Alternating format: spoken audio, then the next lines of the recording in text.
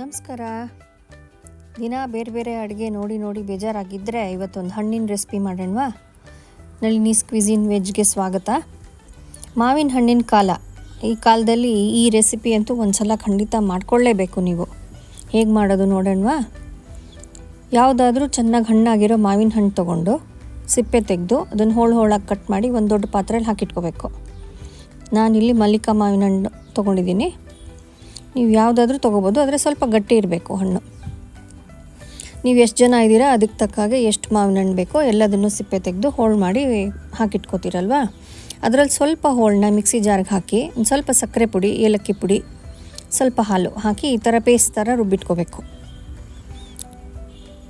ಈ ರೆಸಿಪಿಗೆ ಮಾವಿನ ಹಣ್ಣಿನ ಜೊತೆ ಬಾಳೆಹಣ್ಣು ಒಂದು ಹಾಕ್ಬೋದು ಅಷ್ಟೇ, ಬೇರೆ ಇನ್ಯಾವ ಹಣ್ಣು ಸೇರಿಸ್ಬೇಡಿ. ಯಾವುದೂ ರುಚಿಯಾಗಿ ಚೆನ್ನಾಗಾಗಲ್ಲ.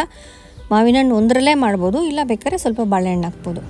ಆ ಮಿಕ್ಸಿಗೆ ಹಾಕಿದ್ದನ್ನು ಹಾಕಿ ಇನ್ನು ಉಳಿದಿದ್ದ ಜಾರ್ಗೆ ಒಂದು ಸ್ವಲ್ಪ ಹಾಲು ಹಾಕಿ ಮಿಕ್ಸ್ ಮಾಡಿ ಇದಕ್ಕೆಲ್ಲ ಹಾಕಿ ಚೆನ್ನಾಗಿ ಕಲಿಸ್ಬೇಕು.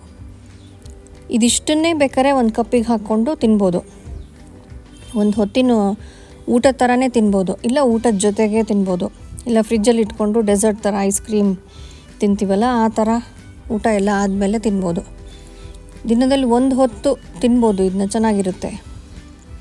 ಇಲ್ಲ ಇನ್ನೂ ಸ್ವಲ್ಪ ನಾವು ನ್ಯೂಟ್ರಿಷನಲ್ ವ್ಯಾಲ್ಯೂ ಇನ್ಕ್ರೀಸ್ ಮಾಡ್ತೀವಿ, ರುಚಿಯಾಗಿ ಮಾಡಬೇಕು ಅಂತಂದರೆ ದ್ರಾಕ್ಷಿ, ಗೋಡಂಬಿ, ಆಮೇಲೆ ಬೆಣ್ಣೆ ಖರ್ಜೂರ, ಹಸಿ ಖರ್ಜೂರ ಇರುತ್ತಲ್ಲ ಅದ್ರ ಬೀಜ ತೆಗೆದು ಅದನ್ನು ಕಟ್ ಮಾಡಿ ಚಿಕ್ಕ ಚಿಕ್ಕ ಪೀಸಾಗಿ ಇದ್ರ ಜೊತೆ ಮಿಕ್ಸ್ ಮಾಡಿ ಹಾಕ್ಕೊಡ್ಬೋದು. ಮಕ್ಕಳು ಎಲ್ಲರೂ ತುಂಬ ಇಷ್ಟಪಡ್ತಾರೆ. ಇದು ತುಂಬ ರುಚಿಯಾಗಿರುತ್ತೆ. ಮಾವಿನ ಹಣ್ಣಿನ ಕಾಲದಲ್ಲಿ ಇದು ಖಂಡಿತ ಒಂದು ಸಲ ಮಾಡ್ಕೊಂಡು ತಿನ್ನಲೇಬೇಕು. ಇದಕ್ಕೆ ಸ್ವಲ್ಪ ಹುರಿದಿರೋ ಗಸಗಸೆನ ಮೇಲ್ಗಡೆಯಿಂದ ಉದುರಿಸಿದ್ರೆ ಅದರ ರುಚಿ ಇನ್ನೂ ಚೆನ್ನಾಗಾಗುತ್ತೆ. ಡಯಾಬಿಟೀಸ್ ಇರೋರು ದಯವಿಟ್ಟು ಕ್ಷಮಿಸಿ, ಇದನ್ನು ತಿನ್ನಬೇಡಿ.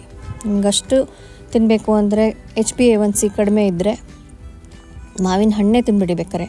ಯಾಕೆಂದರೆ ಇದರಲ್ಲಿ ತುಂಬ ಸಕ್ಕರೆ ಎಲ್ಲ ಹಾಕಿದ್ದೀವಿ, ಆಮೇಲೆ ಮಾವಿನ ಹಣ್ಣು ಶುಗರ್ ಲೆವೆಲ್ ತುಂಬ ಜಾಸ್ತಿ ಇರುತ್ತೆ. ಮಾಡ್ಕೋತೀರಲ್ವ ಒಂದು ಸಲ, ಹೇಗಿತ್ತು ಅಂತ ಹೇಳ್ತೀರ ತಾನೆ? ಬಾಯ್.